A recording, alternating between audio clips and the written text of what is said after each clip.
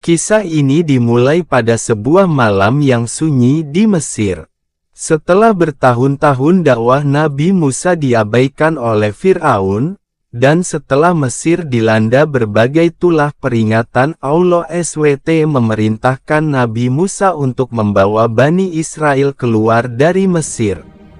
Mobilisasi massa, ribuan orang Bani Israel berkumpul dalam diam. Mereka membawa perbekalan seadanya, meninggalkan rumah-rumah mereka demi kemerdekaan iman. Perjalanan malam, di bawah petunjuk wahyu, Musa memimpin kaumnya menuju arah timur, menuju tanah yang dijanjikan.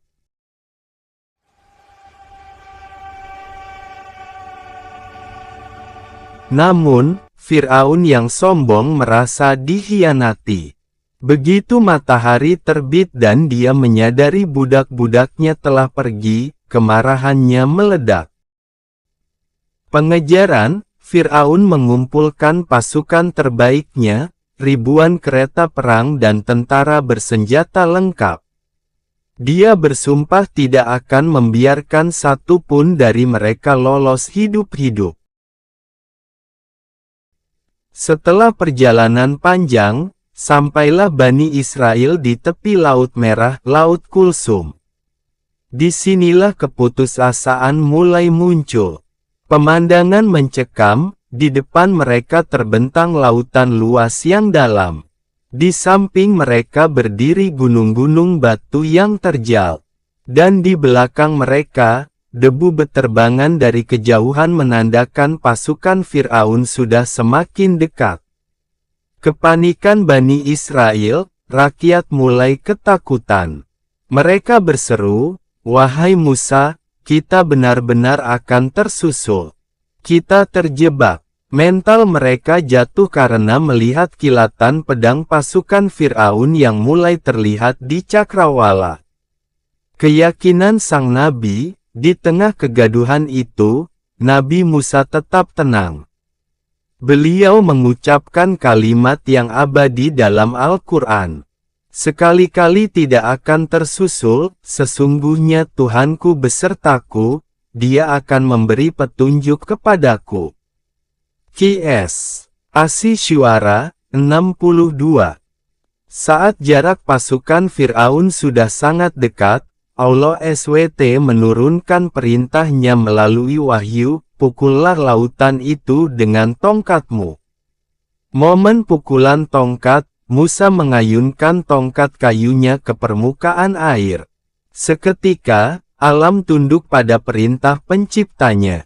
Air laut terbelah dengan suara gemuruh yang dahsyat. Dinding air, lautan itu terbagi menjadi dua bagian besar, dan setiap bagian tampak seperti gunung yang sangat tinggi. Di tengah-tengahnya muncul jalan yang kering dan rata. Proses penyeberangan, Musa memerintahkan kaumnya untuk segera berlari melintasi jalan tersebut. Bayangkan perasaan mereka, berjalan di dasar laut dengan dinding air raksasa di kiri dan kanan yang ditahan oleh kekuatan tak kasat mata. Fir'aun sampai di tepi laut dan melihat jalan tersebut. Meski hatinya gentar, kesombongannya mengalahkan akal sehatnya. Ia memerintahkan pasukannya untuk terus mengejar masuk ke dasar laut. Jebakan ilahi, saat Bani Israel terakhir mencapai daratan di seberang, posisi Fir'aun dan seluruh pasukannya berada tepat di tengah-tengah dasar laut. Air menutup kembali, atas izin Allah, Musa tidak perlu memukul kembali. Lautan itu kembali seperti semula dengan kekuatan hempasan yang luar biasa. Air bah menelan seluruh pasukan Fir'aun tanpa sisa. Pengakuan yang terlambat, dalam detik-detik terakhir sebelum napasnya putus, Fir'aun berseru bahwa dia beriman kepada Tuhan Musa. Namun, taubat di saat nyawa di kerongkongan tidak lagi diterima. Allah menyelamatkan jasad Fir'aun agar menjadi pelajaran bagi generasi setelahnya. Kisah ini bukan sekadar cerita tentang keajaiban, melainkan simbol kemenangan kebenaran atas kezaliman. Pelajaran utama, bahwa bagi Allah, tidak ada yang mustahil.